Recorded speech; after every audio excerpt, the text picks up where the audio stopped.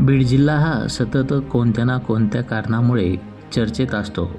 त्यामुळे जिल्ह्याची ओळख काही वेगळीच झाल्याचे चित्र दिसत असतानाच केज तालुक्यातील सासुरा गावात एकनाथ महाराज यांचे समाधीस्थळ असून या ठिकाणी मठाची स्थापना करण्यात आली. या मठाला धाकटी पंढरी म्हणून जिल्ह्यामध्ये ओळख आहे. त्यामुळे येथे भाविक भक्त एकादशीनिमित्त दर्शनासाठी येत असतात. त्यामुळे भक्तांची सारखीच वर्दळ या ठिकाणी नेहमीच असते. मात्र मठ संस्थानाने भाविकांसाठी कसल्याच प्रकारची सुविधा उपलब्ध केल्या नाहीत. त्यामुळे नागरिकांनी मठसंस्थानात असलेल्या ट्रस्टबाबत काही तक्रारी धर्मादाय आयुक्त तसेच जिल्हाधिकारी यांना निवेदनाद्वारे तक्रारी केल्या आहेत. नेमकं या गावकऱ्यांचं म्हणणं काय आहे जाणून घेऊया. सांगाल तुम्ही कधीपासून येता इथं? इथं आम्ही लय दिवसापासून म्हणजे जन्मच आमचा इथं झालेला पण दिलेला आहे. तिथं आम्ही इथंच वारी करतो आणि तिथून बी करतो. आता दर एकादशीला येतो. सांगाल काय सुविधा आहे इथं? सुविधा पाण्याची सुविधा नाही तर काय नाही. आम्ही सारखं येतो 15 दिवसाला. चाकर आहे आमची. लय दिवसापासून आम्ही इथे येतो दर्शनाला. वारी करतात तुम्ही? हो, वारी करतो आम्ही. काय सांगाल हे मठ कधीपासून हे झालेलं आहे? तुम्ही कधीपासून येताय? काय सांगाल? महाराज आम्ही सुरुवातीपासून पहिली दिंडी निघाली तेव्हापासून आम्ही वाऱ्या करतो. नंतर आम्ही तुळस वागवतो. आम्ही कोणाचं काही घेत नाहीत, काही नाही. आम्ही आपली सेवा मोफत आहे आमची. अजून काय सांगाल? काय आम्हाला कोणी दिलं नाही, काही नाही. आम्हीच दिलं. जे काय आमच्या घडल ते आम्ही सेवा बी केली आणि दिलं बी. काय सांगाल? काय अनुभव आहे तुमचा? मला वय 33 वर्ष आहे. 33 वर्षापर्यंत जोपर्यंत आतापर्यंत झालेला आहे तोपर्यंत ह्या मठाचे आमचे आजोबा वडील सांगायचे आम्ही भरपूर कष्ट केले मठासाठी. लांबून लांबून चिरे आणले, मठाचं बांधकाम केलं, हे महाराज आणून बसवले, सगळं त्यांना सहकार्य केलं. आणि तिथून आमच्या आजोबापासून पणजोबापासून आणि आमची पिढी पण आम्ही ही एकनाथ बाबाची सेवा निस्वार्थपणाने केलेली आहे. तरी आम्हाला कुठलं ह्या गावकऱ्याला ह्या मठाधिपतीनं कधी विचारात घेतलं नाही, कधी काय नाही. कुठं गावाचं काय चाललंय, कुठलं कधी देणगी आम्हाला दाखवली नाही. गावकऱ्याला किती समाज जमतो ह्याच आम्ही काय जमा केलं नाही म्हणले. पुण्याच्याला गावकऱ्याला म्हणते 30 लाख रुपये तुमच्याकडे माझं गावाचं, आणि गावकऱ्याने हिशोब दाखवा म्हणलं की म्हणते तुमचा गावाचा संबंध नाही. असं गावकऱ्याला ते दाब देतात. आणि मठाधिपती कुठलीही गोष्ट गावकऱ्याला विश्वासात घेऊन करत नाहीत. त्याच्यामुळे आमचं गावकऱ्याचं आणि सगळं पंचकृषीचं असणारे रतन महाराज श्री क्षेत्र सासुरा मठाधिपती यांच्यावर आमचं एक असं ऑब्जेक्शन आहे की त्यांनी संपूर्ण 59 वर्षाची जे आमचे सगळं भाविक मंडळ आहे त्यांना 59 वर्षाचा हिशेब द्यावा. आणि टोटल ह्या मठाची काय चौकशी आहे, ट्रस्ट आहे, त्याला सुविधा आहे का, काय आहे का, ह्याच पूर्णपणे या रतन महाराजांनी दाखवण्याचा प्रयत्न करावा. हे लोकाला शिव्या देतात, पुन्हा केस करेन म्हणतात, हे करतात ते करतात. त्याच्यामुळे सर्व जी भाविक मंडळ आहे पंचकृषीतलं हे त्यांना सगळं बेजार केलेलं आहे त्यांनी. त्याच्यामुळे त्यांनी जे पूर्णपणे जे समाजाचं हे पूर्ण पंचकृषीचं आहे 50 गावाचं, हे काय कोणाचं आमच्या वैयक्तिक गावाचं नाही किंवा कुणाचं नाही.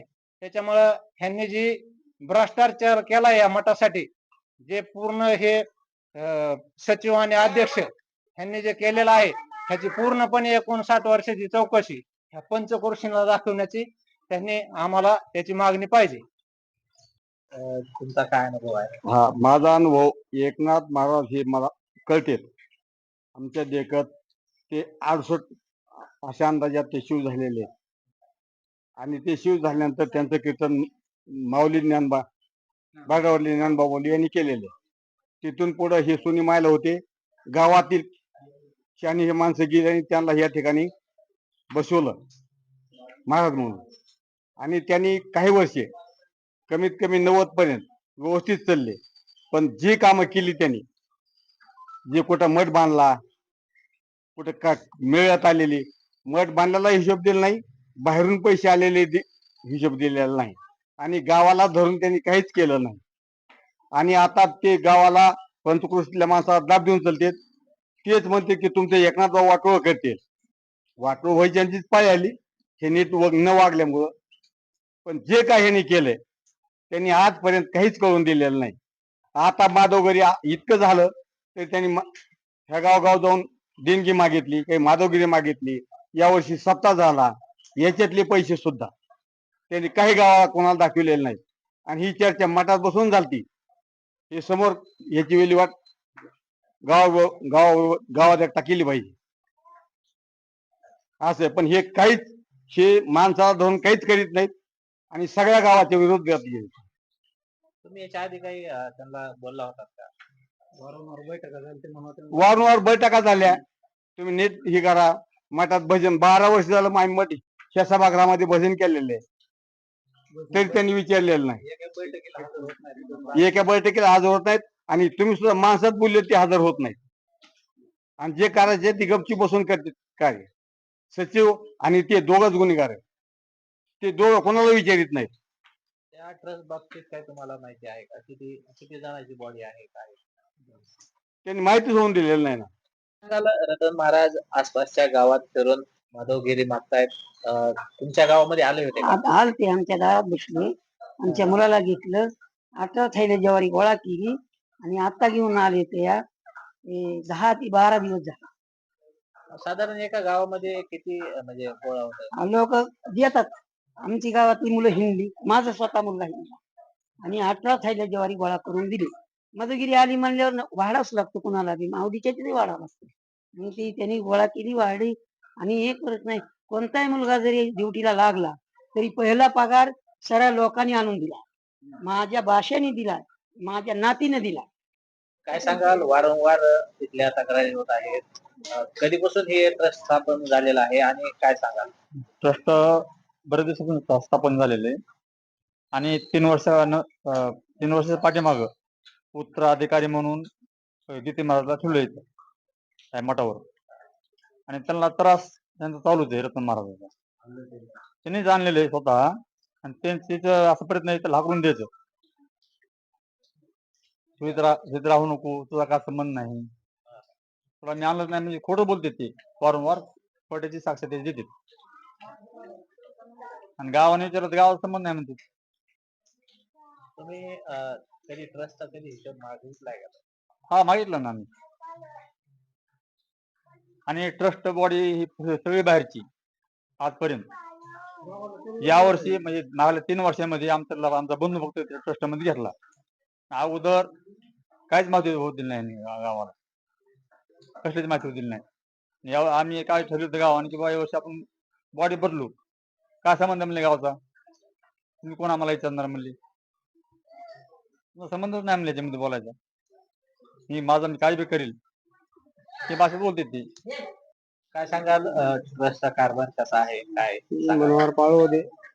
ट्रस्टचा कारभार, ट्रस्ट तर माहितीच नाहीत कुठले ठेवले तर काय केले तर. ट्रस्ट आम्ही विचारलं ते ट्रस्ट मध्ये तर आम्हालाच काही माहित नाही की आमच्या परस्पर काय करतात ती.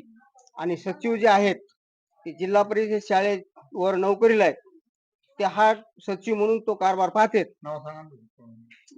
सुशील भोसले हा सचिव आहेत, तो कारभार पाहतात. आतापर्यंत तेच कारभार पाहत होते. आम्ही जर विचारलं, आज सध्या ह्या संस्थाचं दप्तर सहित त्या खर्डेच्या वाडीमध्ये त्यांच्या पत्त्यावर येत आहे. काय आहे ती संस्थाचं, तिथला पत्ता मागून घेतलाय.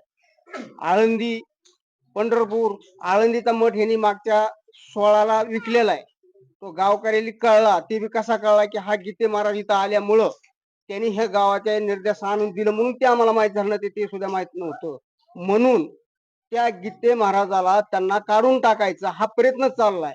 तिकडे त्यांचं सगळं ते नाश करून माघारी आणले, सगळं लेणं पुसणं करून इथं त्यांच्या ताब्यात दिले ना आता त्यांना खाऊका गिळू करायला लागले. पंढरपूरचा मठ आहे, सगळ्या परिसरातला आहे. प्रत्येक गाववाल्याची एक रूम आहे तिथं. प्रत्येक गाववाल्याकडून 5 लाख रुपये त्यांनी घेतलेले आहेत.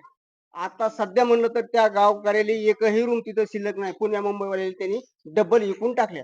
ही सचिव आणि अध्यक्ष रतन महाराजाचा सचिवाचा हा कारभार आहे. भ्रष्टाचार आहे सगळा.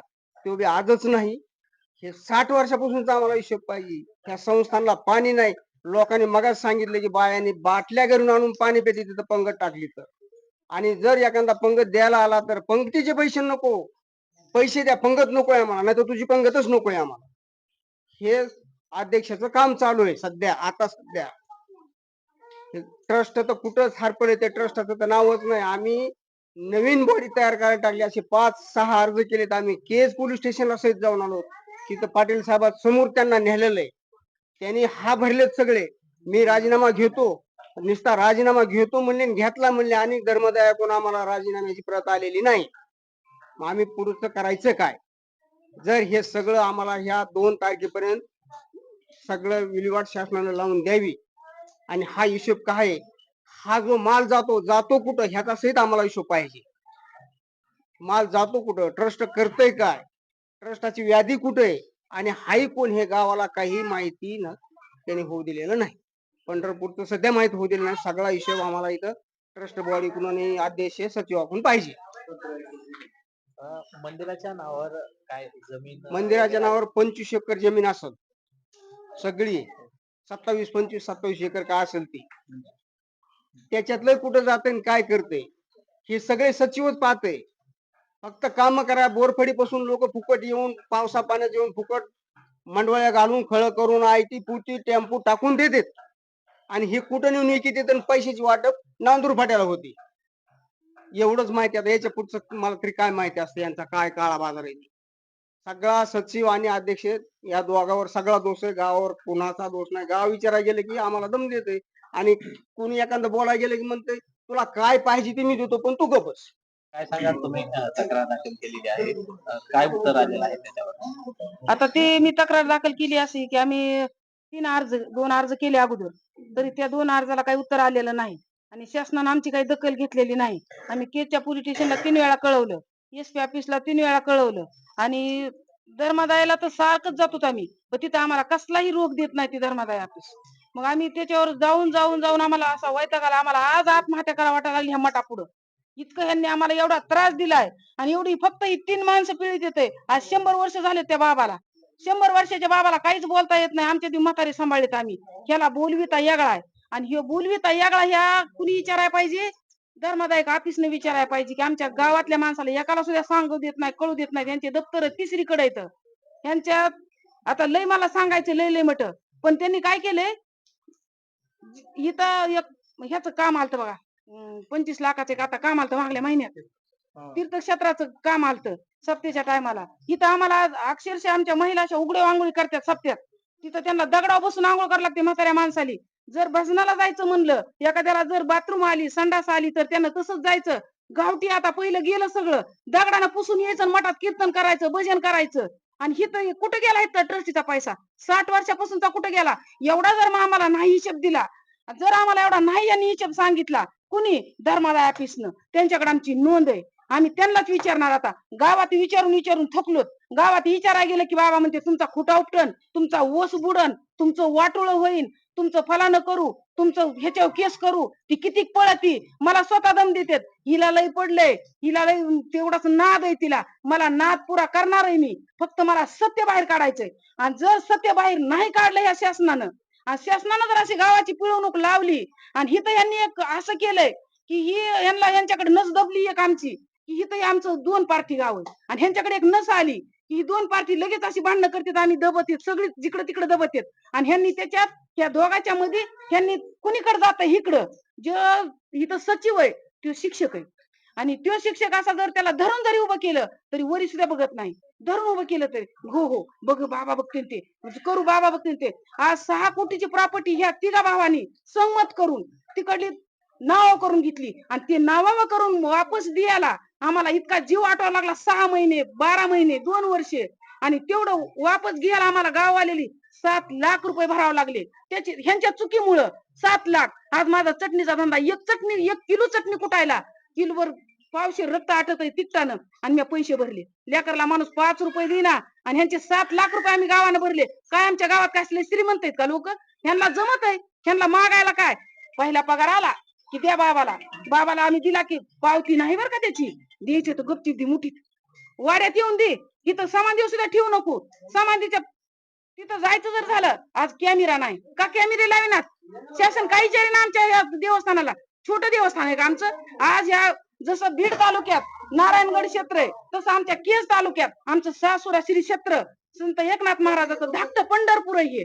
इथं असं आषाढी वारी, कार्तिकी वारी आणि प्रत्येक एकादशीला 15 दिवसाच्या एकादशीला इथं असं यात्रा भरल्यासारखी होती. इथं त्यांना पाणी नाही पियाला. त्यांना आलं तर इथं हात धुवायला पाणी नाही का, गुळणा करायला पाणी नाही का, इथं विचारायला तयार नाहीत. ह्यांचे दरवाजे बंद असतात. इतकाल्या बाटल्यानं आणले ना कुणी दुधाच्या बाटल्या महाराजाला चहा पियाला, त्या बाटल्या खर्चाच्या वाडीला गेलेल्या आहेत. किती किती यांनी भ्रष्टाचार केलाय. आज हे सांगायचं म्हणलं तर येळ पुरायचं नाही यांनी. माझं लग्न झालेलं 35 वर्ष झाले. 35 वर्षापासून मी सुशिते, पण मी आता सोसणार नाही. आता मी एवढे पारा काय, मला शासनाला कुठं मला मारायचं ती मारू द्या, पण मी मठाचा कारभार घेतल्याशिवाय, मठाचा हिशेब घेतल्याशिवाय, मठाचं सगळं मला दाखविल्याशिवाय मी गप बसणार नाही. आणि 2 तारखेपासून जर नाही मला त्या धर्मादाय ऑफिसनं जर मला नाही ते हिशेब दिला, तर धर्मादाय ऑफिस पुढं मी एक, आता ते पुढचं मी सांगत नाही, एक मी उपोषणचा तर ठेवलेला आहे, पण पुढे त्याच्या पुढचं मी पुन्हा सांगेन. पण मला जर नाही धर्मादाय ऑफिसनं जर विचारलं तिथं बसल्यावर मग मी पुन्हा तिथून पुढं शासनानं जर आमची नाही दखल घेतली, तर आमचं अख्खं गाव तिथं जाऊन धर्मादाय ऑफिस पुढे बसू